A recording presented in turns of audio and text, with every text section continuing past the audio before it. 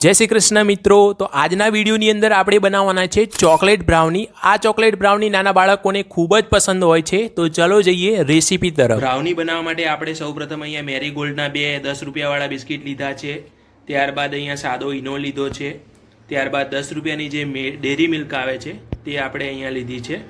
અને જે બદામ છે તેને આપણે અહીંયા કતરણ સ્વરૂપે કાપી દીધી છે। અને એની સાથે સાથે આપણે અહીંયા જે પિસ્તા હોય એને પણ કાપી લીધા છે। અહીંયા અમે એક બાઉલની અંદર ગરમ દૂધ કરીને રાખ્યું હતું। હવે તેની અંદર આપણે જે ડેરી મિલ્ક છે તેને નાખી દેવાની છે અને એડ કરી દેવાની છે। ડેરી મિલ્ક નાખીને આપણે તેને આ રીતે બરાબર હલાવી લેવાની છે, જેથી કરીને ડેરી મિલ્ક એની અંદર દૂધની અંદર મિક્સ થઈ જાય। હવે આપણે એક કઢાઈની અંદર 2 મુઠ્ઠી જેટલું મીઠું નાખવાનું છે। મીઠું અમે પહેલેથી યુઝ કરેલું હતું તે જ મીઠું અમે યુઝ કરવાના છે। અને આ મીઠાની અંદર આપણે સ્ટેન્ડ મૂકી દેવાનું છે। આ સ્ટેન્ડ તમે ઓનલાઈન અથવા કોઈ પણ ડીમાર્ટ સ્ટોર હોય તેમાંથી પરચેસ કરી શકો છો।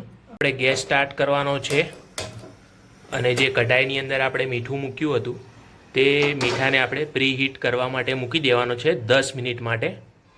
હવે આપણે જે મેરીગોલ્ડ બિસ્કિટ હતા તેને આ રીતે તોડી નાખવાના છે હાથ વડે, અને તેને આપણે મિક્સરનો જે બાઉલ છે તેની અંદર બધા નાખી દેવાના છે। આપણે જે બિસ્કિટ હતા તેને ક્રશ કરી લીધા છે મિક્સરના બાઉલની અંદર। હવે આપણે તેને ચારણીની મદદથી ચારી લેવાનું છે, જેથી કરીને એની અંદર ગાંગડા ના રહી જાય। તો ફાઇનલી જે બિસ્કિટનો જે ભૂક્કો છે તે બનીને રેડી થઈ ચૂક્યો છે। હવે આપણો જે ભૂક્કો રેડી થઈ ચૂક્યો છે તેની અંદર આપણે જે કાજુ બદામની કતરણ કરી હતી તેને આપણે નાખવાની છે। કાજુ બદામની કતરણ ઉમેરાઈ ગયા બાદ આપણે જે ચોકલેટ અને દૂધની મદદથી જે મિલ્ક બનાવ્યું હતું તેને આપણે અંદર એડ કરી દેવાનું છે અને બરાબર હલાવી લેવાનું છે, જેથી કરીને મિશ્રણ મિક્સ થઈ જાય સારી રીતે। અને અહીંયા અમે જે આપણું કાચું દૂધ કહેવાય તેને પણ આપણે થોડું ઘણું એડ કરવાનું છે અને તેને બરાબર હલાવી લેવાનું છે, જેથી કરીને સારી રીતે મિક્સ થઈ જાય।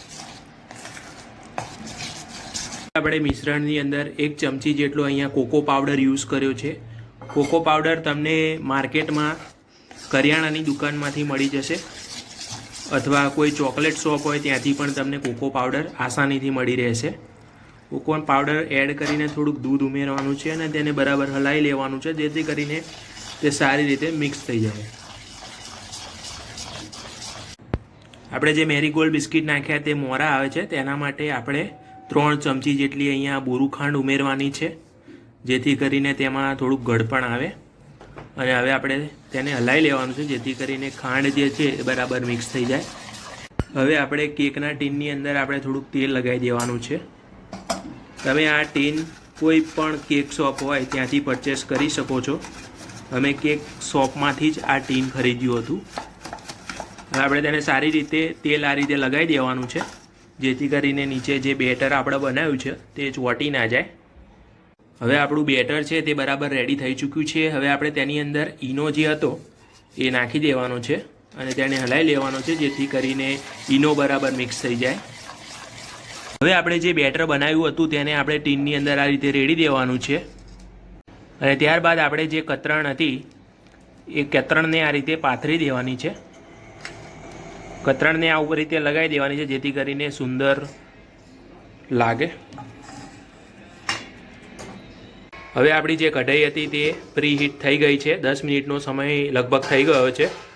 અને હવે આપણે જે બેટર બનાવીને રાખ્યું હતું તેને આપણે આ રીતે મૂકી દેવાનું છે અને તેની ઉપર એક થાળી ઢાંકી દેવાની છે। 20 મિનિટ માટે આપણે સમય આપવાનો છે। મિત્રો 30 મિનિટનો સમય થઈ ચૂક્યો છે। હવે આપણે થાળી ખોલીને જોઈ લેવાનું છે કે બ્રાઉની થઈ ગઈ છે કે નહીં। તો બ્રાઉની આમ તો થઈ ગયેલી લાગે છે, પરંતુ આપણે તેની અંદર ચપ્પુ નાખીને જોઈ લેવાનું છે। જો ચપ્પાની અંદર ચોંટે નહીં બહુ વધારે તો સમજી લેવું કે બ્રાઉની આપણી રેડી થઈ ચૂકી છે।